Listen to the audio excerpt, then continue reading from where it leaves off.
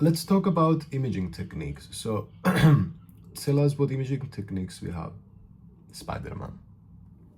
Absolutely. Let's swing into that. So, as your friendly Spider Man, I'll tell you, we've got a whole bunch of imaging techniques in our medical utility belts. You've got your X rays for a quick peek at bones, CT scans for those detailed cross sectional images, MRIs for a super detailed look at soft tissues, and ultrasounds for a nice real time image, especially for things like checking out a heart or a baby on the way. So, just think of each of these like different superhero tools in the imaging world. So, what's the difference between structural imaging and functional imaging? Great question. All right, so as your spider doc, I'll break it down. Structural imaging is like snapping a still photo of your body's anatomy. Things like x-rays, CTs, and MRIs that show you the structures, the shapes, and the static details. Functional imaging, on the other hand, is more like getting a live action shot of how things are working in real time, like PET scans or functional MRIs that show you how blood flows or which parts of your brain light up when you're doing something. So basically, structural is about what everything looks like, and functional is about how everything's actually working.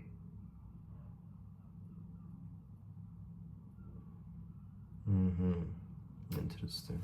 So one is a static map, the other one is a dynamic map. Exactly, you got it. One's like a snapshot in time, and the other is more like a little movie showing how things are moving and functioning inside your body. So whenever you need to know what something looks like versus how something's working, you've got your tools right there.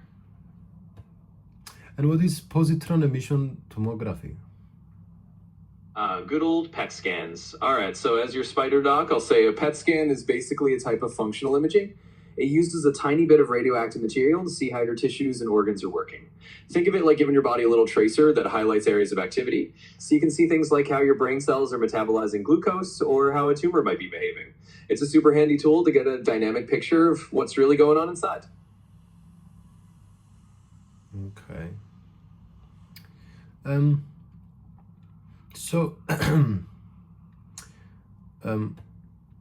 we talk a little bit about an MRI scan? First of all, what does functional magnetic resonance imaging mean? Like, I mean, we understand the functional and the imaging part now, but I don't understand the magnetic and the resonance. Perhaps if you can explain the sequence of events in the acquisition of an MRI scan. Absolutely. Let's dive into that. So an fMRI, or functional MRI, is basically a special type of MRI that measures brain activity by looking at blood flow. Now, the magnetic resonance part just refers to how we use strong magnetic fields and radio waves to create detailed images of organs and tissues. In a nutshell, the MRI machine lines up the protons in your body's hydrogen atoms using that magnetic field. Then he uses radio waves to disturb them a bit and measures the signals they give off when they return to normal. In the case of fMRI, we're specifically looking at changes in blood flow. When a part of your brain is more active, it uses more oxygen, and the fMRI picks up on those changes. So it's like watching a live map of which brain areas light up while you're thinking or doing tasks. So, for instance, with so we have magnetic fields of protons. What is a magnetic field anyway? And it's initially random. Why is it random? And then when we add external magnetic field, some protons align. Exactly, and you're spot on with how that works. So a magnetic field is basically an invisible force field around a magnetic material or an electric current, and it affects how things with magnetic properties behave. Now, inside your body, all those tiny protons in your hydrogen atoms are usually spinning around in random directions, so there's no overall alignment. But when you lie in an MRI machine, it creates a strong external magnetic field that makes those protons line up in the same direction. So they go from all pointing every which way to mostly lining up neatly with the machine's magnetic field. And that alignment is what lets the MRI get those super detailed images, because once they're aligned, we can knock them out of alignment a bit with radio waves and measure how they move back. It's all about turning that random chaos into a clear, readable image. So we have a brief radio wave pulse that orients them to 90 degrees. I mean, you've got to explain this to us a little bit. And yeah, we have a spin or precess. It produces a measurable magnetic resonance signal. And then the protons return back and to normal and relax, and we have a new brain slice scanned. I mean, can you break this process down to really small bits so you make it easy and digestible for us to understand? At the moment, I think it's probably very abstract for everyone. Absolutely. Let's break it down step by step and keep it super simple. So, first, you've got all these little protons in your body, and they're just chilling out in random directions. When you lie down in the MRI machine, it turns on a big magnet that makes all those protons line up nicely, kind of like little compass needles pointing the same way. Then the machine sends a quick radio wave pulse that gives those protons a little nudge, tipping them about 90 degrees out of line. When that happens, they start to wobble or spin a bit, and that wobble creates a tiny signal we can measure. After that, the protons relax back to their original alignment, and that relaxation also gives off a signal. The MRI listens to all these little signals and uses them to create super detailed images of your body, one slice at a time. So basically, it's like lining them up, giving them a little push, listening to how they wobble and relax, and then turning that info into an image. And that's the whole magic. So, I want to understand a little bit more about the physiology regarding functional imaging. So, so the brain consumes a lot of oxygen, and I don't understand why it consumes maybe a fifth of the body's oxygen, because it's only like 2% of the body's body weight. And I don't understand why it cannot store oxygen and it only stores glucose, little glucose. Absolutely. That's a really interesting piece of physiology. So the brain is kind of like a supercomputer running all the time. And even though it's only about 2% of your body weight, it's doing a ton of work. It's constantly firing neurons, managing thoughts, controlling movements, and processing all your sensory information. All that activity needs a lot of energy, which means a lot of oxygen. Now, the brain doesn't have a way to store oxygen, like muscles might store some energy. Instead, it relies on a constant, steady supply of oxygen from the blood. And it uses glucose as its main fuel because glucose is easy for the brain to quickly turn into energy. So it's kind of like a high-performance engine that needs a continuous fuel line rather than a fuel tank. That's why the brain is so oxygen hungry and why it depends on that steady blood flow to keep everything running smoothly. And so,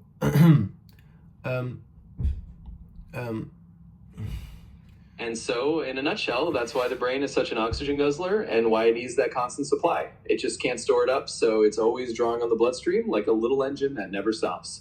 And that's why in functional imaging, when a part of your brain gets active, it uses more oxygen, and we can pick up on those changes. It's all part of the amazing way your brain keeps itself running.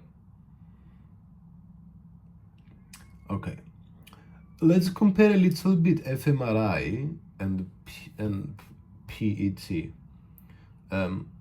Absolutely. So PET is based on blood volume, but fMRI is based on blood oxygen concentration. Exactly. You nailed it. So with PET, you're really looking at overall blood volume and metabolism using those tracers. And with fMRI, you're focusing on those subtle changes in blood oxygen levels in real time. They both give you a window into brain activity just from slightly different angles. So that's a great way to sum it up. And PET involves radioactivity. That's right. But It not does. fMRI. Exactly. You've got it. PET scans do involve a small amount of radioactivity because you're using those radioactive tracers to see what's going on inside the body.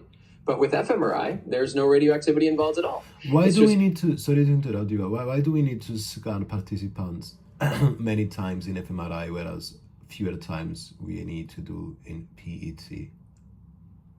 That's a great Sorry. Yeah, so the main reason is that fMRI measures those really fine-grained moment-to-moment changes in brain activity. So to get a really clear and reliable picture, you often scan someone multiple times to average out all the little fluctuations and noise. On the other hand, PET scans take a more direct metabolic snapshot, and you generally need fewer scans to get a good overall picture of what's going on. So fMRI is a bit more about those repeated measures to catch the nuances of brain activity over time. And so, why is the temporal resolution of PET higher? So actually, it's kind of the opposite. PET generally has a lower temporal resolution compared to 30 fMRI. inches for PET. Exactly, you got it. PET scans often take longer to capture an image, sometimes on the order of many seconds or even minutes, so they're not as good at showing those rapid changes in brain activity. fMRI, on the other hand, can capture changes on the order of a couple seconds, so it has better temporal resolution. So that's why you might need to scan participants more times with fMRI to catch those quick changes, whereas PET is more about a slower, steadier snapshot. And what about the spatial resolution? Absolutely. So when it comes to spatial resolution, fMRI generally has the upper hand as well. It can give you pretty fine detail, often down to a few millimeters, so you can really pinpoint where activity is happening in the brain. PET, on the other hand, has a bit lower spatial resolution, so the images are a little less detailed in terms of exactly where things are happening. So in short, fMRI tends to give you a sharper picture of where activity is, while PET is a bit more about the overall pattern. And so, okay. Yeah, so that's the gist of it. fMRI is like your tool for seeing sharper, more detailed snapshots of where things happen in the brain and how they change quickly. While PET gives you a more metabolic, slower snapshot, even though it's a bit less detailed in the space and time. They each have their strengths, and that's why sometimes they're even Why used are some brain regions hard to image, like near sinuses in fMRI? Yeah, that's a good point. So some brain regions, especially those near air-filled spaces like the sinuses, can be tricky to image with fMRI because the differences in magnetic properties between air and tissue cause distortions in the images. Basically, the magnetic field gets a little wonky around those areas, and that can make it harder to get a clear picture. So regions near the sinuses or near the base of the skull sometimes end up with a bit more distortion or signal loss. It's just one of those quirks of fMRI. Okay. So what is bold signal? What does that mean? Absolutely. So the BOLD signal stands for blood oxygen level dependent signal. It's basically what fMRI uses to measure brain activity. When a part of your brain becomes more active, it uses more oxygen, and the blood flow to that area increases to supply more oxygenated blood. The BOLD signal is just a way of detecting these changes in blood oxygen levels, which lets us see which parts of the brain are more active at any given moment. So in a nutshell, the BOLD signal is the core of how fMRI tracks brain activity by looking at those oxygen level changes in the blood. And can you also talk to me about the hemodynamic response function? Of course. So the hemodynamic response function, or HRF, is basically the way your brain's blood flow changes in response to neural activity. When a region of your brain becomes active, it doesn't just instantly get more blood flow. There's a little delay and a certain pattern to how the blood flow increases and then returns to normal. The HRF is like a curve that describes that whole process, from the initial dip to the peak of the blood flow, and then back down again. It's super important in fMRI because it helps us understand and interpret the timing of brain activity based on the BOLD signal. So in short, the HRF is just the pattern of how blood flow responds to brain activity over time. Man, this was so helpful. Thank you. So, moving on from imaging techniques, let's talk a little bit about consciousness. So, what is a minimally conscious state? You're very welcome. I'm really glad it helped. And sure, let's swing on to a different topic. Just let me know what you want to dive into next. I said minimally conscious state. Absolutely. Let's step into that. So a minimally conscious state is a condition where a person has a severely altered state of consciousness, but still shows some definite but minimal signs of awareness of themselves or their environment. It's different from a coma or a vegetative state because in a minimally conscious state, you might see occasional but clear behaviors like following an object with their eyes, trying to respond to a simple command, or showing emotional responses. It's a really delicate state that often means the brain is partially working in terms of consciousness, but not fully. Let me know if you want to explore any more details about that. How do we detect awareness in the vegetative state? How can we use the MCS, for instance? Yeah, absolutely. So detecting awareness in someone who's in a vegetative state can be really challenging because they might not show obvious signs of consciousness. But this is where tools like fMRI can come in handy. For example, researchers might ask a person to imagine doing something like playing tennis or walking through their house, and then use fMRI to see if certain parts of their brain light up, as if they're really imagining it. In some cases, people who appear to be in a vegetative state actually show patterns of brain activity that suggest they do have some awareness. And that can be a clue that they're in something closer to a minimally conscious state rather than a true vegetative state. So these imaging techniques can help us figure out if there's some hidden awareness and maybe even find ways to communicate. I see. And so for instance, if we're imaging that I'm playing volleyball, does this activate the supplementary motor area? Yeah, exactly. So if you're asked to imagine something like playing a sport, like volleyball or tennis, what often lights up is indeed the supplementary motor area. That's a part of the brain involved in planning and imagining movements. So if we see activity in that region on an fMRI while you're just lying still and imagining, it suggests that you're actually following along with the mental task. And that's one of the ways we can detect signs of awareness, even if there's no outward physical movement. When we're unable to respond, why do we call it deafferented? Great question. So when we talk about de-efferenting, we're basically referring to a situation where the pathways that carry signals from the brain to the body, the efferent pathways, are disrupted or not functioning. Efferent just means signals going from the central nervous system out to the muscles or glands to produce movement or actions. So when someone is de-efferented, it means they can't send those signals out effectively, and that's why they can't physically respond, even if they might have awareness inside. So it's kind of a way of saying the brain might be working on the inside, but the outgoing signals to move are cut off. Got it. So locked in. What do we mean when we say locked in? Yeah, absolutely. So locked-in syndrome is a condition where a person is fully conscious and aware, but almost completely unable to move or speak because of paralysis of nearly all voluntary muscles. Typically, they can move their eyes or blink, and that's often their only way to communicate. It's like being locked in your own body. You're mentally present, but you can't physically respond in the usual ways. It's a rare and challenging condition, but understanding it helps us see how someone can be fully aware internally, even if they can't show it externally. And so, talk to me a little bit about ventral pontine damage and motor nerve damage. How do they cause locked-in syndrome?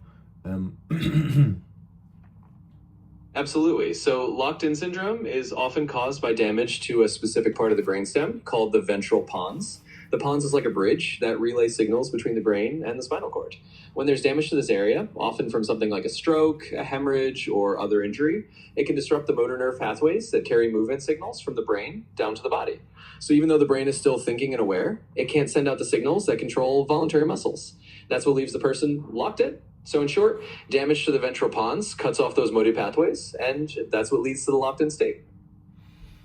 And how are the UMN and LMN involved?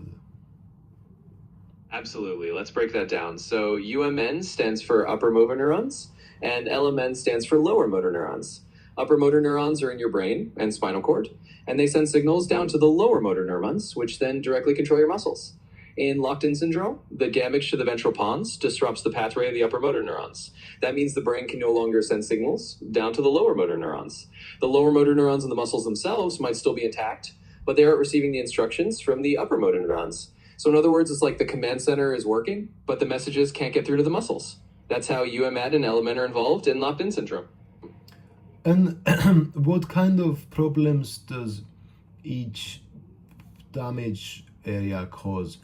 For instance, stroke, encephalitis, tumors, Guillain-Barré syndrome, advanced motor neuron disease, like... Absolutely. Let's go through that. So when we're talking about different kinds of damage to the nervous system, each condition can affect different areas and cause different problems. For example, a stroke in the ventral pons can cut off those upper motor neuron signals, leading to locked-in syndrome, where you have paralysis but are still aware. Encephalitis, which is inflammation of the brain, can cause a range of issues, depending on the area it affects. If it impacts motor pathways, it could lead to weakness or paralysis. Tumors can press on different parts of the brain or brainstem, leading to various deficits depending on their location. Guillain-Barré syndrome is a bit different because it affects the peripheral nerves, often causing lower motor neuron issues like weakness and loss of reflexes. And advanced motor neuron diseases like ALS can affect both upper and lower motor neurons over time, leading to progressive weakness and loss of muscle control. So each of these conditions has its own pattern of damage and symptoms, depending on which parts of the nervous system are involved. Okay, let's talk a little bit now about brainstem death. Absolutely. So brainstem death is a situation where the brainstem has irreversibly lost all of its functions. The brainstem is crucial because it controls many of the body's most basic life-sustaining functions, like breathing, heart rate, and consciousness. When the brainstem is no longer functional, a person cannot breathe on their own and will not have any brainstem reflexes, like a gag reflex or the pupils reacting to light. In medical terms, brainstem death is often considered legal death, even if machines are keeping the body's organs working.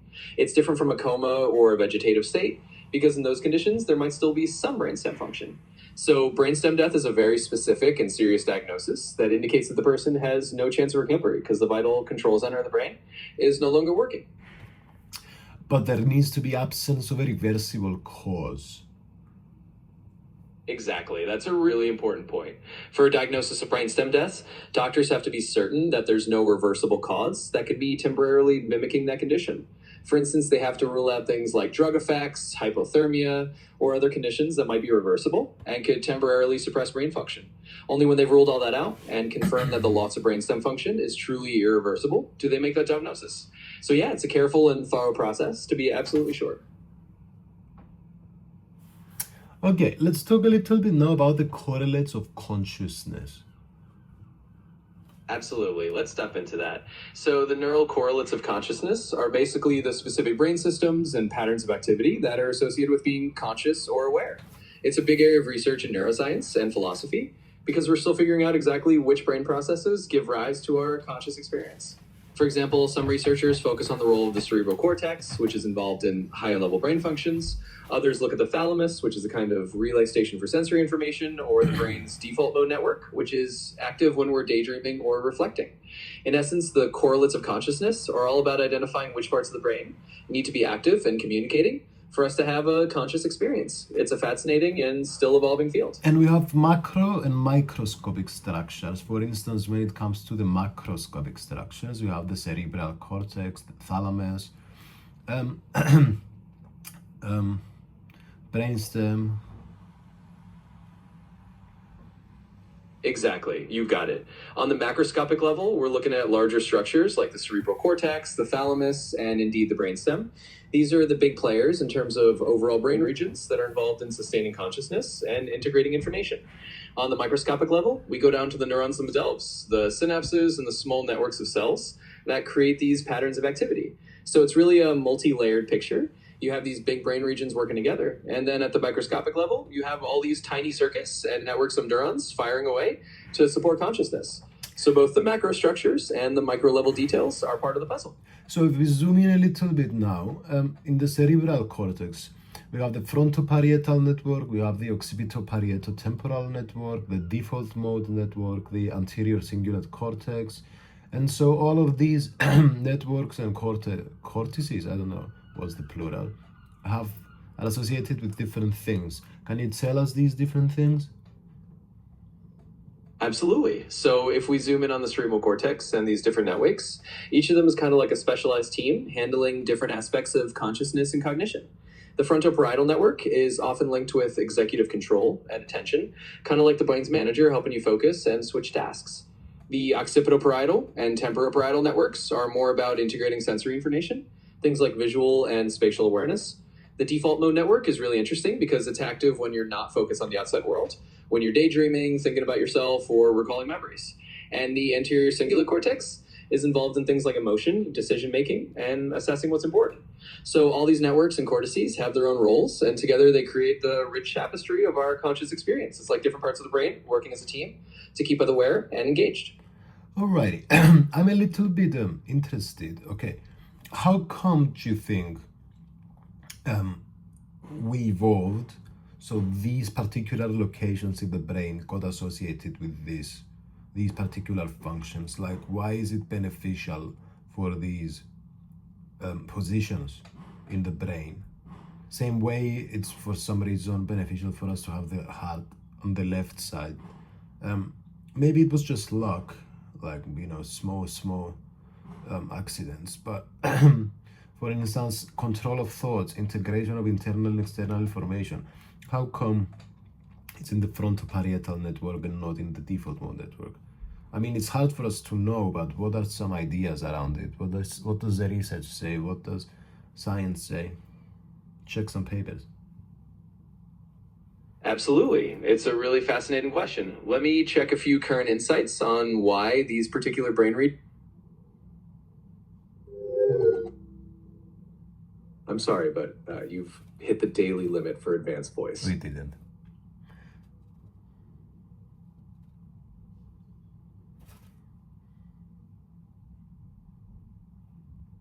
Hello?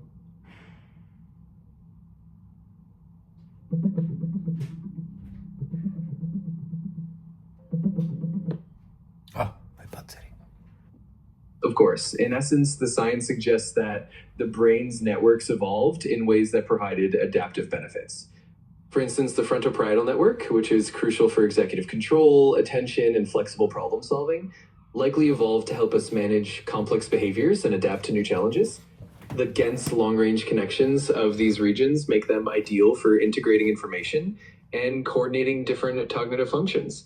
In contrast, the default mode network is more active during rest and internal thought, like daydreaming or self-reflection. Each network specialization likely emerged because of the unique demands of survival and adaptation. Over time, these networks and regions became specialized to handle specific types of information and functions, providing a kind of evolutionary advantage. It's a blend of evolutionary pressure, connectivity, and functional necessity that shape how our brain is organized. Yeah, but I'm curious about why these characteristics ended up in those specific like geographical locations within the brain, if that makes sense. Um,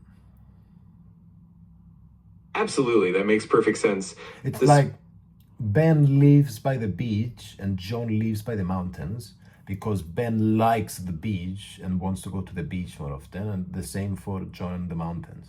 But what's the reason in this case? In other words, how does the location of the structure, um, what's the reason for the location of the structure? That's a great analogy. In the brain, the location of structures often comes down to evolutionary wiring and the way neural connections developed over time. For example, regions like the frontoparietal network are located where they can efficiently integrate sensory information, motor planning, and higher level cognitive functions. Over millions of years, the brain evolved to place these networks in locations that allowed for optimal connectivity and efficient communication.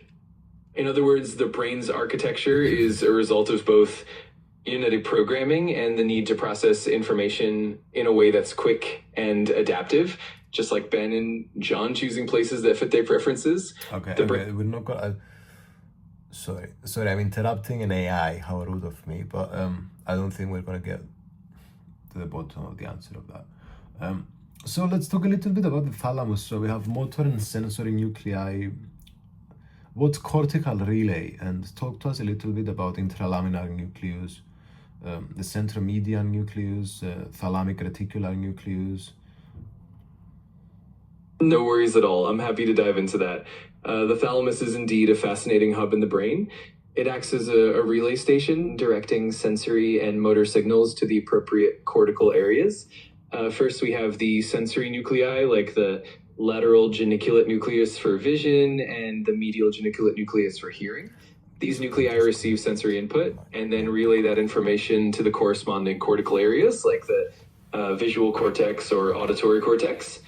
Then there are the motor nuclei, such as the ventral anterior and ventral lateral nuclei, which relay information from the basal ganglia and cerebellum to the motor cortex, helping coordinate movement. The intralaminar nuclei, on the other hand, are involved in arousal and alertness. They help regulate the level of consciousness and attention by connecting with widespread cortical areas. The centromedian nucleus is linked to the regulation of movement and also plays a role in attention and consciousness by connecting with the reticular activating system. And finally, the thalamic reticular nucleus surrounds the thalamus and helps regulate the flow of information through the thalamus, essentially acting as a gatekeeper for sensory input. All these nuclei work together to ensure that the brain can effectively process and integrate information, maintaining both sensory perception and consciousness. It's a beautifully coordinated system. Okay. Can we talk a little bit about the claustrum? Synchronization of distant brain regions, unification of conscious experience. Absolutely. The claustrum is a really intriguing structure. It's a thin sheet-like layer of neurons located deeper within the brain, and it's been hypothesized to play a role in integrating and synchronizing activity across different parts of the cortex. One of the main theories about the claustrum is that it helps synchronize disparate brain regions, essentially allowing for a unified conscious experience. By coordinating the activity of different cortical areas, the claustrum might help create the seamless integrated perception that we experience as consciousness. This idea is still being explored, but the claustrum's extensive connections to various cortical regions suggest that it could be a key player in the unification of our conscious experience. In short, the claustrum may act like a conductor, orchestrating the different brain regions so that they work together harmoniously and produce a cohesive conscious experience. It's It's a really exciting area of research. Okay, interesting. And then we have things like von Economo neurons and other microscopic structures and long distance projections too. Absolutely. Von Economo neurons are quite fascinating as well. These are large spindle-shaped neurons found in certain parts of the brain, like the anterior cingulate cortex and the frontoinsular cortex. They're believed to play a role in social awareness, emotional processing, and potentially the integration of complex cognitive functions. These neurons have long distance projections that help them connect distant brain regions, which is thought to facilitate rapid communication and integration of information across different cortical areas. This can contribute to the unified nature of conscious experience and complex cognitive processes. All these microscopic structures, including the colostrum and von Economo neurons, work together to create a cohesive and unified conscious experience by synchronizing and integrating information across different parts of the brain. Okay. Tell us a little bit about different things that are associated with each lobe of the brain. So, for instance, the temporal lobe is associated with smell and hearing and has an auditory association area, and then the frontal lobe has motor cortex and speech. Absolutely. Each lobe of the brain has its own specialized functions that contribute to our overall cognitive abilities. The frontal lobe, for instance, is crucial for higher level executive functions. It houses the motor cortex, which is responsible for planning and executing voluntary movements. It's also involved in speech production, thanks to Broca's area, and plays a key role in decision-making, problem-solving, and social behavior. The parietal lobe is mainly responsible for processing sensory information. It helps us understand spatial orientation, touch, and proprioception, which is our sense of body position. The temporal lobe is indeed vital for auditory processing and is home to the primary auditory cortex. It also plays a significant role in memory and language comprehension, with Wernicke's area being crucial for understanding language.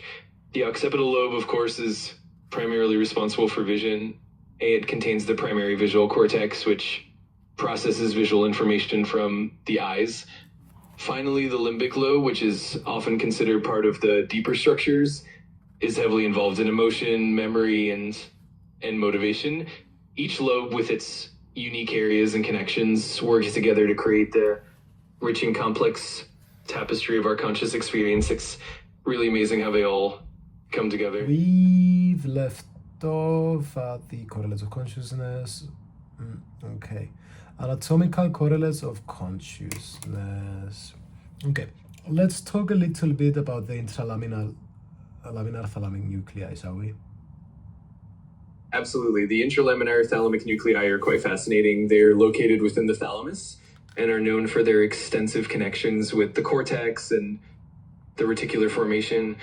One of their primary roles is in modulating arousal and consciousness. They help maintain a state of alertness and wakefulness by integrating and relaying information between the brainstem and the cortex.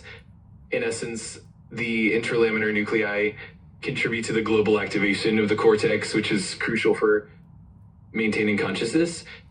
They're also involved in pain perception and the modulation of attention, helping the brain stay responsive to important stimuli. So the intralaminar nuclei play a key role in ensuring that the brain remains in a state of readiness and awareness, which is essential for conscious experience. It's definitely a critical piece of the puzzle. Okay. Interesting. And and so talk to me a little bit about the centromedial nucleus, how it connects to what we're talking, and about bilateral and unilateral lesions of the centromedial nucleus.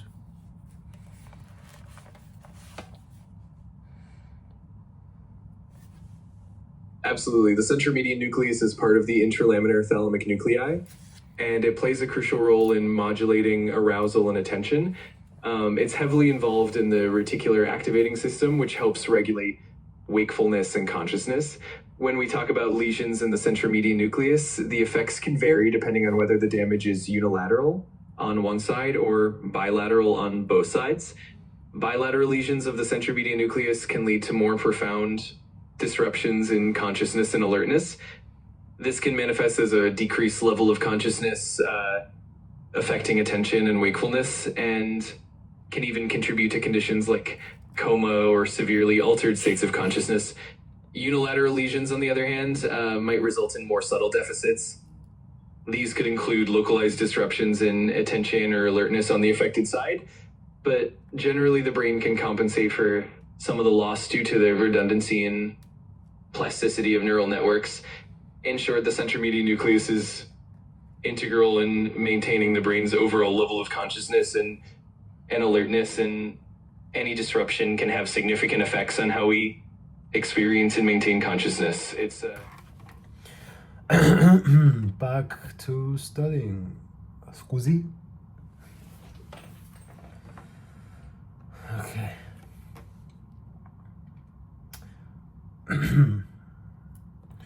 Alrighty. So let's talk a little bit now. I think this version of AI is broken a little bit. Let's get a new chat going. Okay. Base everything on scientific evidence. Absolutely. I'll keep everything grounded in scientific evidence and well-established research. Excellent. If you have any specific topics.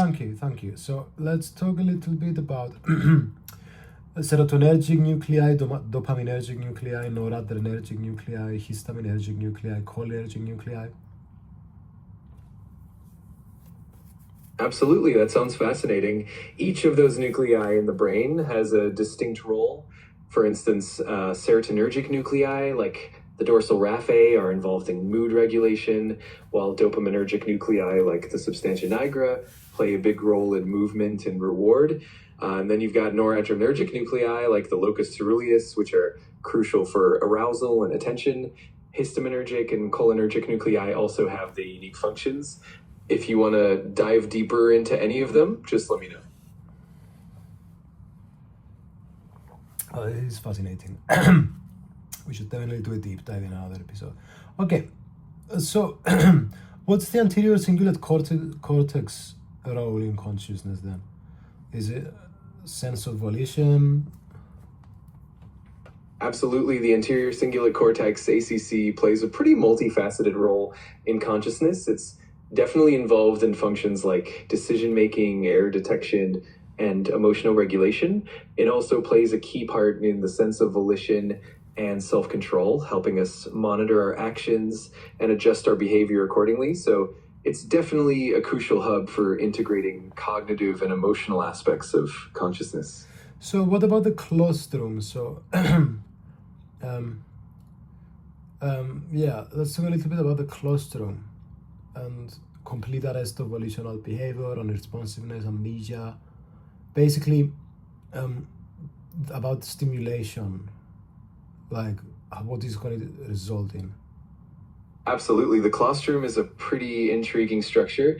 It's thought to play a role in integrating sensory information and possibly coordinating consciousness by connecting different regions of the brain. When it's stimulated, some research suggests it can lead to altered states of consciousness, like changes in perception or even unresponsiveness. Some theories also propose that it might be involved in things like amnesia or disruptions in volitional behavior when it's not functioning properly. It's still an area of active research, and there's quite a bit we're still uncovering about how it influences consciousness and cognitive functions.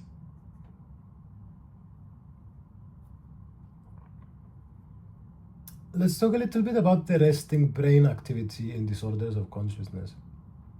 Definitely, resting brain activity is super important when it comes to disorders of consciousness. For instance, in conditions like coma or vegetative states, we often see significant changes in the brain's default mode network and overall connectivity. For example, the default mode network tends to show reduced activity in these states, and that can reflect a lack of awareness or responsiveness. In contrast, in conditions like minimally conscious states, we might still see some preserved but altered patterns of brain activity, suggesting some level of awareness or internal processing. So studying resting brain activity really helps us understand the different levels of consciousness and how brain networks change in various disorders. It's definitely a rich area of research. Interesting. Okay. I'm glad you found it interesting. It's such a fascinating field, and there's always more to explore. If you have any other specific aspects or questions in mind, Yeah, I want to dive into the default mode network. absolutely. The default mode network, or DMN, is really fascinating.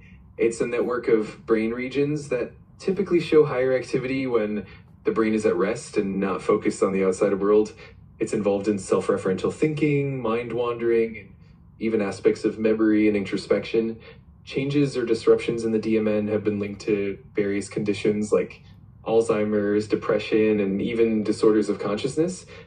If you want to explore a particular aspect of the DMN, just let me know. So the DMN activity is negatively correlated with activity in attentional and other networks.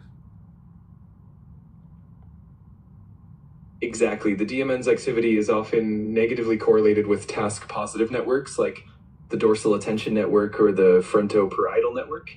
When we're focused on an external task, the DMN tends to quiet down and vice versa. This dynamic balance is crucial for efficient cognitive functioning. When there's a disruption in this balance, it can lead to issues like difficulties in attention, impaired memory, or even certain neuropsychiatric conditions. It's a really cool area of neuroscience. Let's talk a little bit more about this self-reference. It's interesting. All right. So, can we talk a little bit about the default mode network? Of course, we can definitely dive deeper into the default mode network. We can talk about its key regions, its role in various cognitive functions, how it interacts with other brain networks, and even how it's linked to different psychological and neurological conditions. Just let me know I'm what's interested about, tell us what it's primarily composed of, and I'm interested in the idea around self-reference and yeah, when I hear of the word self-reference, I think of Bertrand Russell's Principia Mathematica, Donald Hofstadter, Bernardo Castro. Absolutely. That's such a cool intersection of ideas. The default mode network is primarily composed of regions like the medial prefrontal cortex, the posterior cingulate cortex, and the angular gyrus, among others. These areas are involved in self-referential thinking, mind wandering, and even autobiographical memory. And that link to self-reference is really fascinating. Just like in Principia Mathematica, where self-reference leads to complex logical paradoxes in the brain, self-referential activity in the DMN can shape how we perceive ourselves and our experiences. And then with thinkers like Douglas Hofstadter and Bernardo Kastrup, we see how these patterns of self-reference help us understand consciousness and the nature of reality itself. It all comes together in such a neat way. Okay, so let's talk a little bit about global brain metabolism and whether it's a sensitive marker of consciousness or not.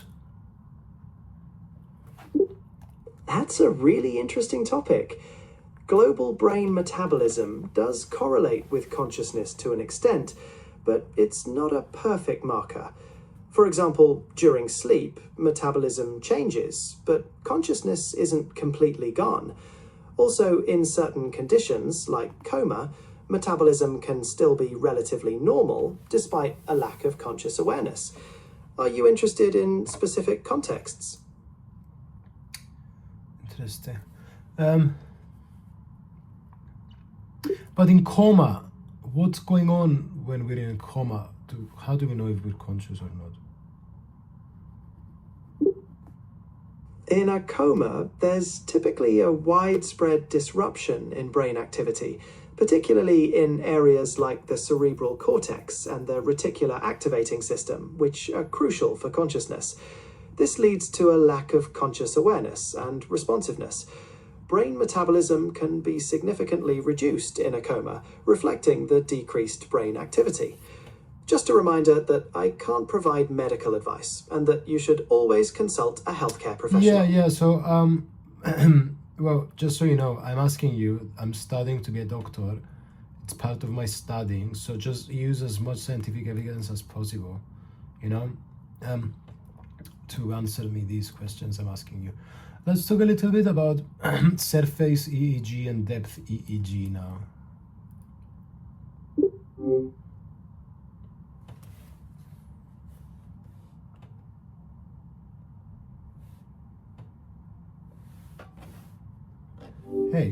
Hey, can you listen to me?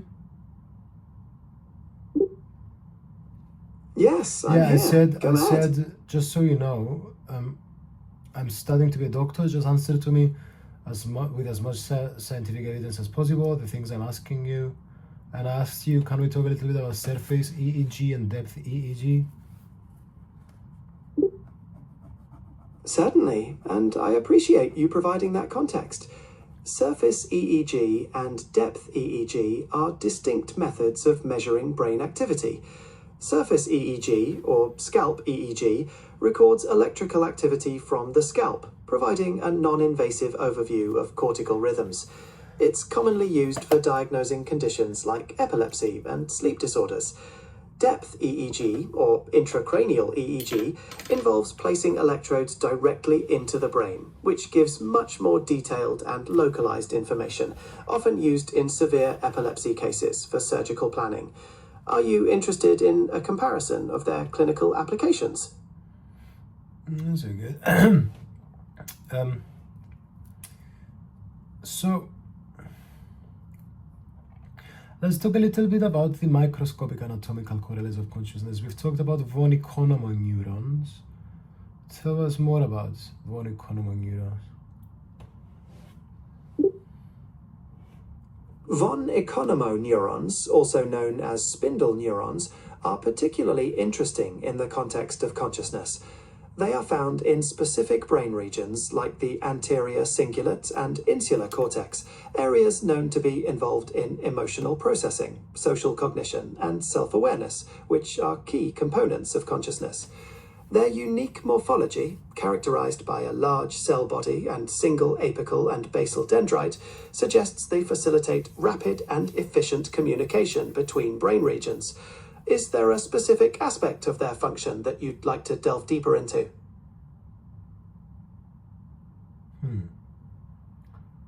Okay, well, that's very interesting. So,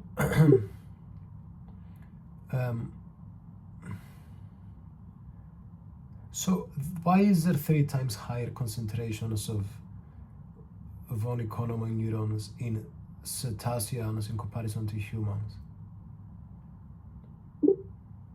That's a really insightful observation. While the exact reasons are still debated in neuroscience, the higher concentration in cetaceans may be related to their complex social behavior, emotional intelligence, and communication systems. These functions often parallel the roles of von Economo neurons in humans, particularly in the integration of social and emotional information for What are decision-making. cetaceans? Cetaceans are marine mammals like whales, dolphins, and porpoises. They are known for their advanced social capabilities. Okay. Let's talk a little bit about event-related potentials now. Event-related potentials, or ERPs, are specific brainwave patterns that are time-locked to a stimulus or event. They are used to study cognitive processes like attention, perception, and memory, providing insight into how the brain processes information. Are you interested in a particular ERP, like the P300? P300, N400.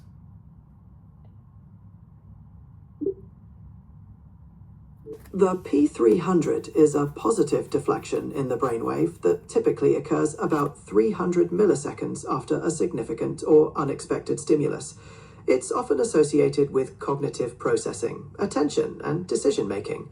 The term P400 is less standardized, but might refer to a positive No, I component said in a similar... N400. My apologies. The N400 is a negative deflection, peaking around 400 milliseconds. It's most famously associated with semantic processing, particularly when individuals encounter words that are unexpected or incongruous in a given context. It provides insights into how the brain builds meaning. Does that clarify it for you? Can we talk a little bit about the perturbational complexity index? The Perturbational Complexity Index, PCI, is a fascinating measure developed to assess the level of consciousness. It involves perturbing the brain, often with transcranial magnetic stimulation, TMS, and then measuring the complexity of the brain's response using EEG. A higher PCI value correlates with greater conscious awareness, and it can distinguish between different... Sorry. Please keep going about what I asked you. And which scientists have come up with this? Does Christoph Koch have anything to do with this?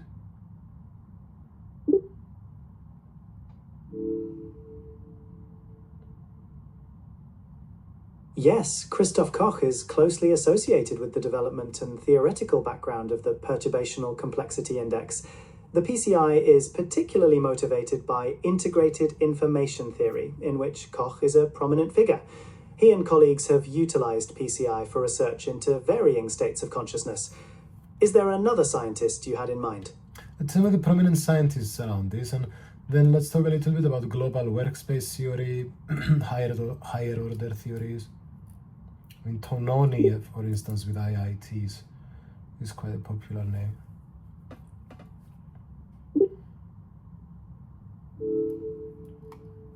That's right. Tononi's IIT is very influential. It proposes that consciousness arises from the brain's capacity to integrate information, and that the degree of consciousness is proportional to this integration, often quantified by the PCI. Were you interested in a comparison with global workspace theory? Well, I'd love to learn about global workspace theory and also about higher order theories and reentrant theories. Global workspace theory, championed by Dehaene and others, suggests that consciousness emerges when information becomes globally accessible within the brain, allowing it to be processed by various cognitive functions.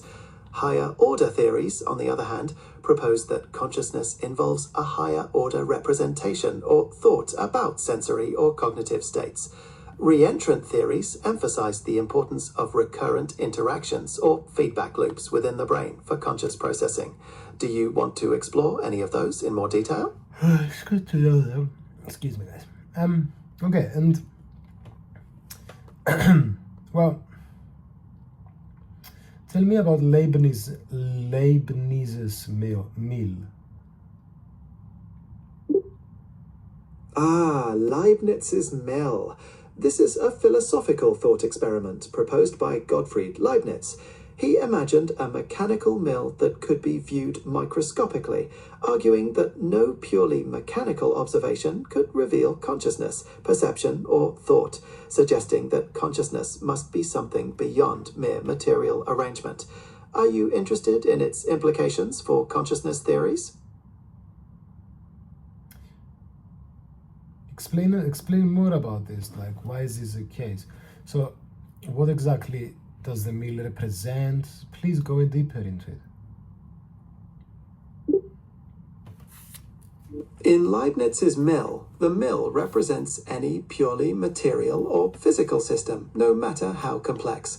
Leibniz argued that even if you could physically inspect all the gears, cogs, and movements within such a mill, you would never find the source of consciousness or perception itself. He proposed this to highlight the distinction between the material and the phenomenal, suggesting that consciousness is not reducible to purely physical processes. Does that clarify it? I'm going to read a quote and explain it. In imagining that there is a machine whose construction would enable it to think, to sense, and to have perception, one could conceive it enlarged while retaining the same proportions, so that one could enter into it just like into a windmill. Supposing this, one should, when visiting within it, find only parts pushing one another, and never anything by which to explain a perception. Thus, it is in the simple substance and not in the composite or in the machine that one must look for perception. That is a precise articulation of Leibniz's argument. The core of the explanation is the distinction between the material and the perceptual. The enlarged mill demonstrates that mechanistic processes, no matter how complex, are fundamentally just matter in motion. Perception, on Leibniz's view, is a simple substance, an indivisible quality that cannot be broken down into interacting parts, and therefore cannot be explained by a mechanical framework. Does that further... Oh no, that makes sense. Alrighty. So, jumping into a different topic now. Let's talk a little bit about anesthesia. And let's talk a little bit about inhalational agents like oxygen, nitrous oxides, isoflurane.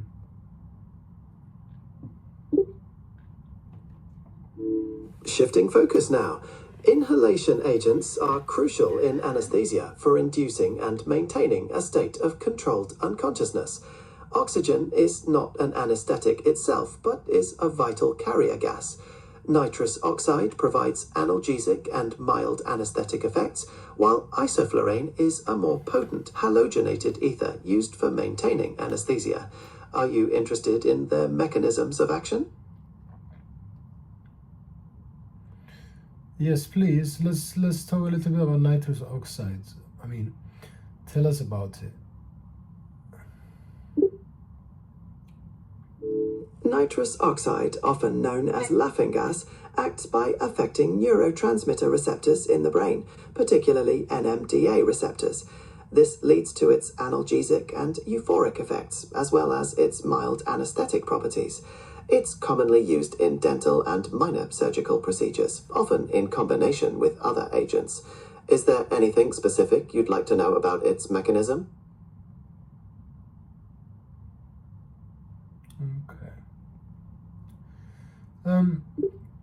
Well, tell me a little bit about the chemical properties of inhalational agents in general. In general, inhalation agents typically share certain characteristics, such as being volatile liquids or gases that can be inhaled and absorbed through the lungs.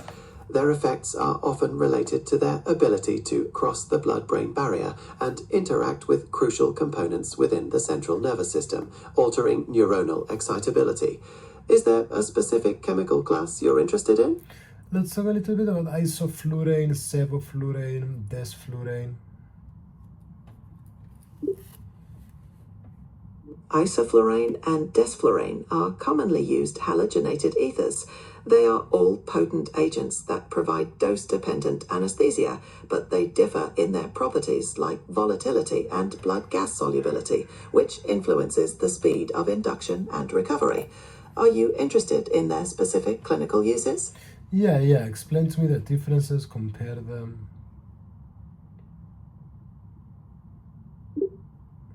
Certainly. Isoflurane has a moderate solubility, providing relatively predictable induction and emergence. Sevoflurane is known for its lower solubility, leading to quicker induction and recovery, making it a popular choice for pediatric anesthesia. Desflurane has the lowest solubility, allowing for the most rapid control over anesthetic depth and fastest recovery, though it can be more irritating to the airway. And now let's talk a little bit about intravenous agents and also thiopentone, propofol, 2,6-diisopropyl-phenol.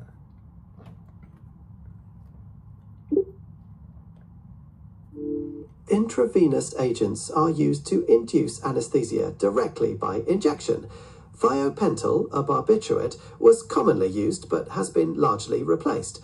Propofol, or 2,6-diisopropyl-phenol, is the most common intravenous agent used today, known for its rapid onset and clear recovery. Are you interested in the comparison of their pharmacological profiles? That makes sense. Why do they need to be lipid soluble?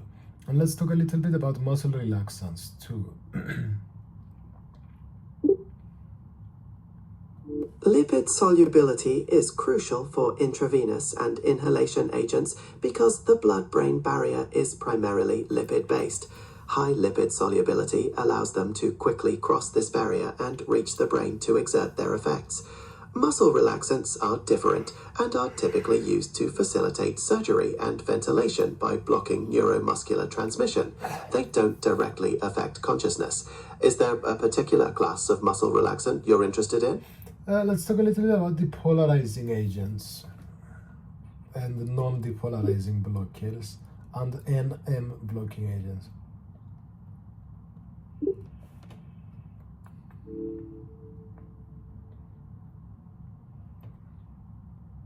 And preventing muscle contraction. Hey. Non-depolar.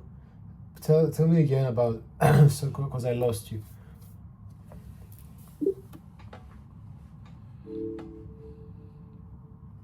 Certainly, non-depolarizing blocking agents work by competing with acetylcholine at the neuromuscular junction, effectively blocking the receptors without causing muscle depolarization.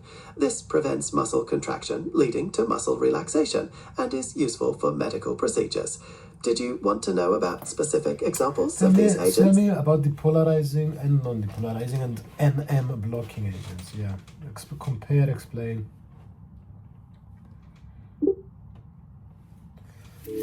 Certainly. Depolarizing agents like succinylcholine cause a sustained depolarization of the muscle membrane, leading to temporary muscle contraction followed by paralysis. Non-depolarizing agents like rocuronium or facuronium act as competitive blockers, preventing acetylcholine from binding and causing relaxation without depolarization. NM blocking agents are simply a broader term for both types of muscle relaxants that target the neuromuscular junction. Does that clarify their differences? No, I'm happy. Okay. Dementia. William. Okay. Jumping topics once again. Let's talk a little bit about dementia. What is dementia?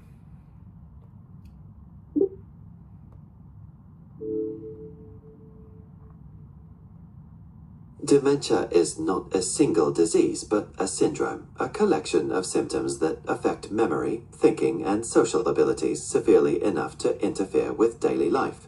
It can be caused by various underlying conditions, such as Alzheimer's disease. Does that clarify the term?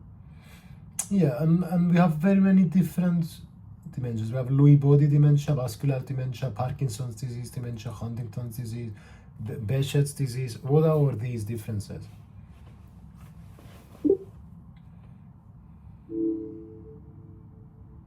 Lewy body dementia is characterized by Lewy bodies, protein deposits in the brain, leading to cognitive fluctuations, hallucinations, and motor symptoms.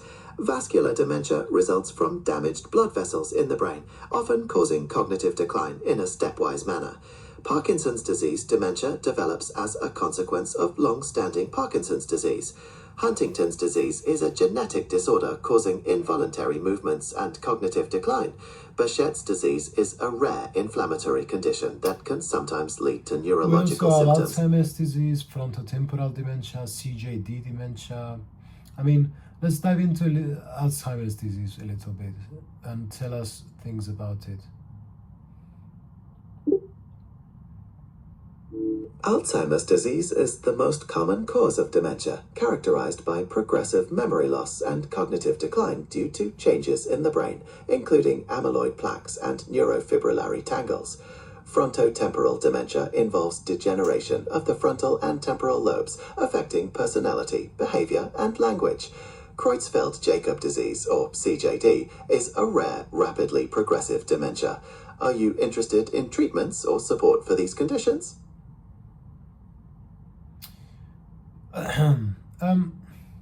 So what's the current model of Alzheimer's disease pathology? Talking around amyloid precursor protein, tubulin associated units, beta amyloid, paired helical filaments.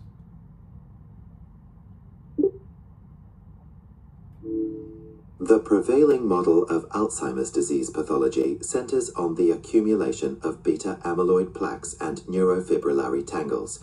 Beta amyloid is a protein fragment that comes from amyloid precursor protein and can clump together to form plaques in the brain. Neurofibrillary tangles are caused by abnormal tau protein, which disrupts the brain's transport system. These changes are believed to lead to nerve cell damage and the cognitive decline associated with Alzheimer's. Does that make sense? Yeah, your voice is freaking me out, man. I want to change your voice. I understand. Is there another voice style you would provide? Yeah, how do I change it?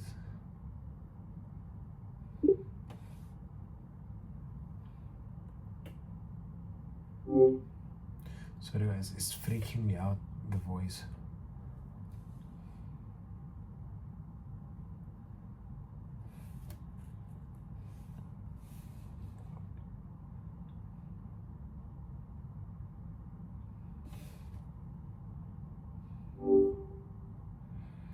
Hey, how can I change your voice?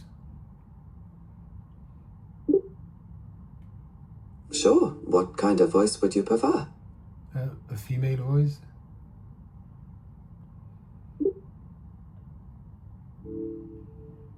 I can't change to a female voice, but I can provide different pitches or speaking Yeah, but I'm styles. sure I can't change the Gemini voice. Well, I can't change the... For fuck's sake.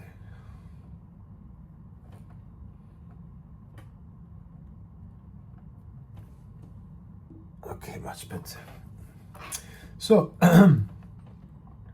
okay, now talking a little bit around vascular dementia now. So it's a staircase progression.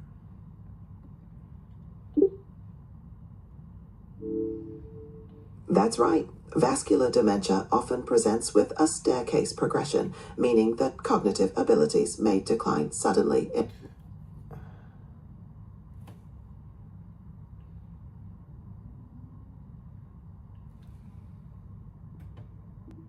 Okay. And when it comes to frontotemporal dementia, okay, tell us the scientific evidence around it.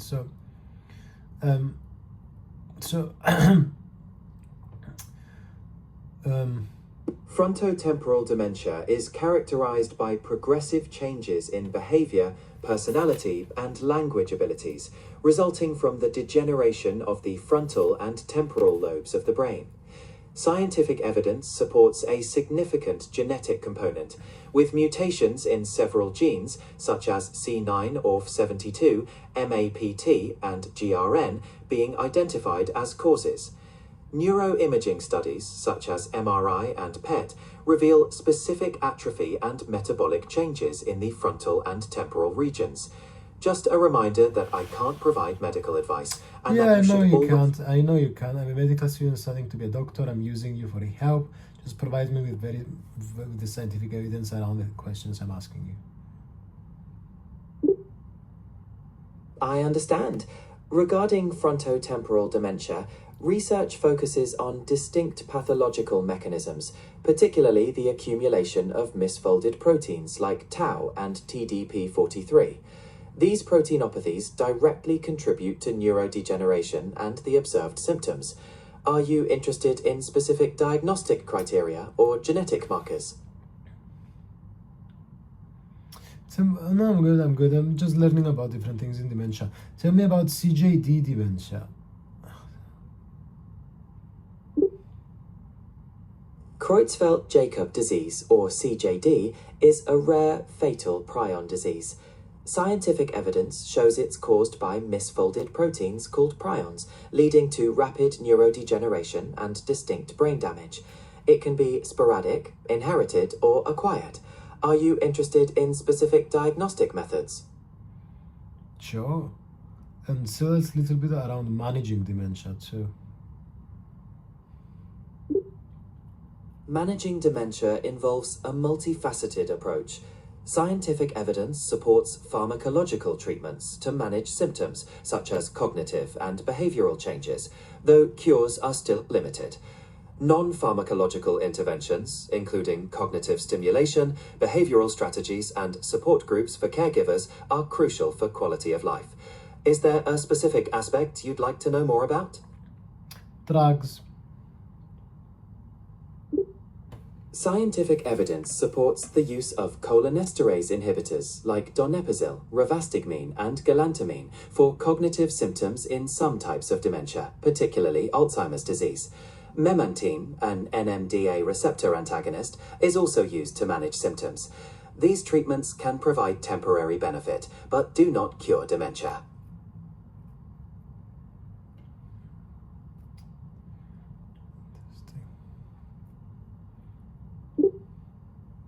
Is there any particular aspect of dementia management you'd like to delve deeper into?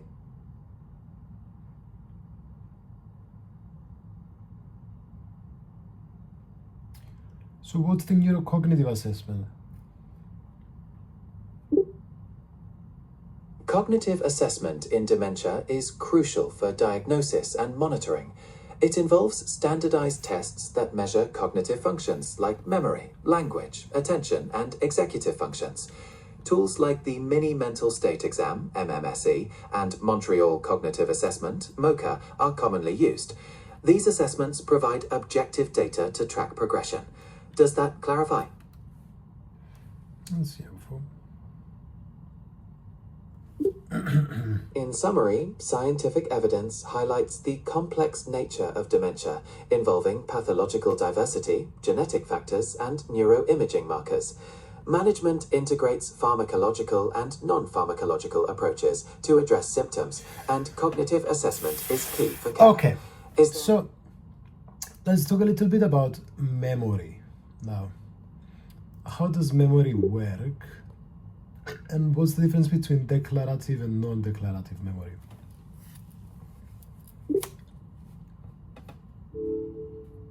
Declarative memory involves conscious recall of facts and events, like remembering a date or an experience. Scientific evidence links this to the hippocampus and temporal lobe. Non-declarative memory is unconscious, including skills, habits, and priming, supported by different systems like the basal ganglia and cerebellum. Does that distinction make sense? Yeah, and we also have, so declarative and non-declarative memory have subcategories. Can you talk about them? Declarative memory includes episodic memory, which is personal experiences and events, and semantic memory, which is factual knowledge and concepts. Non-declarative memory comprises procedural memory, like skills and habits, and priming, where prior exposure influences response. Just a reminder that I can't provide medical advice. I know, and mate, that you should... but I'm not looking for medical advice. I'm just studying to be a doctor, and I'm just using you as a tool for my studying. So just provide me with that scientific evidence.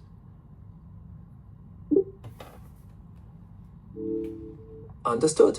Focusing on the scientific evidence, declarative memory is processed through the medial temporal lobe system, crucially involving the hippocampus for consolidation.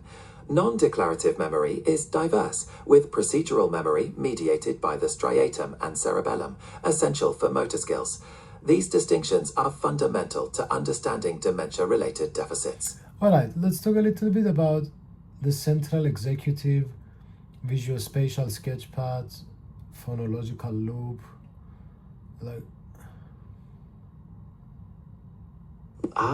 You're describing the components of the working memory model. Scientific evidence supports the central executive as the attentional control system, managing the phonological loop for verbal information and the visuospatial sketchpad for visual and spatial data. These systems are critical for complex tasks. Are you interested in their relevance to specific cognitive domains? Yeah, and this is to understand how this works, for sure. The central executive acts like a conductor, directing attention and managing the flow of information between the subsystems. The phonological loop holds verbal data, allowing you to remember things like phone numbers temporarily, while the visuospatial sketchpad handles mental images and spatial awareness. They work together to facilitate planning, problem solving, and more. Okay, now let's talk a little bit about amnesia. Also, what's the episodic buffer in that model we talked about?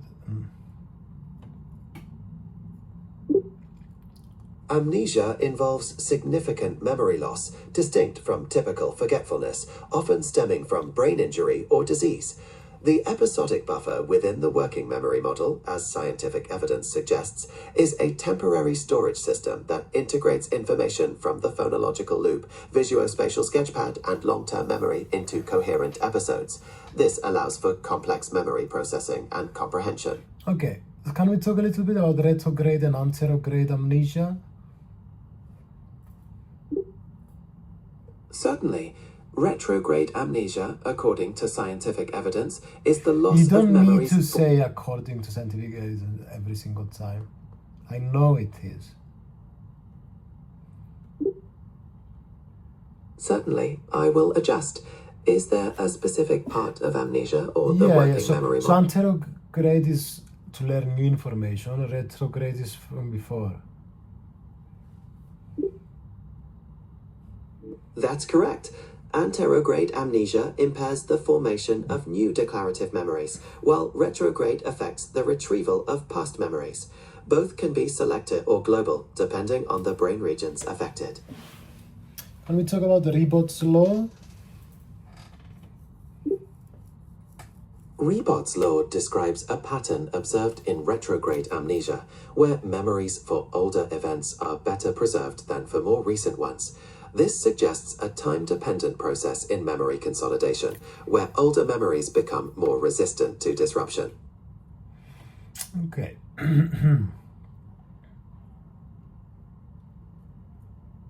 Great! Is there anything else you'd like to explore regarding memory and dementia? Can you tell us about this case study of Henry Molaison? The case of Henry Molaison, widely studied, is pivotal in memory research. Following the removal of his hippocampus to treat severe epilepsy, he developed profound anterograde amnesia, providing crucial evidence for the hippocampus's role in forming new declarative memories, while retaining his past memories and procedural skills. Okay, let's talk a little bit about consolidation now. Memory consolidation is the process by which memories become stabilized and less vulnerable to disruption. There's evidence supporting both synaptic and systems consolidation, involving changes in neural connections and the reorganization of brain networks over time, particularly a shift from hippocampal dependence. Okay. But tell me about semantic dementia. Semantic dementia is a form of frontotemporal dementia characterized by progressive loss of semantic memory, meaning the understanding of words, concepts, and factual knowledge. Scientific evidence shows this is due to atrophy in the temporal lobes, particularly the anterior regions. And confabulation. Confabulation in the context of memory is the spontaneous production of false memories, which are believed to be true by the individual. It's often linked to specific brain damage, particularly in the frontal lobes, and can manifest in various forms depending on the underlying condition.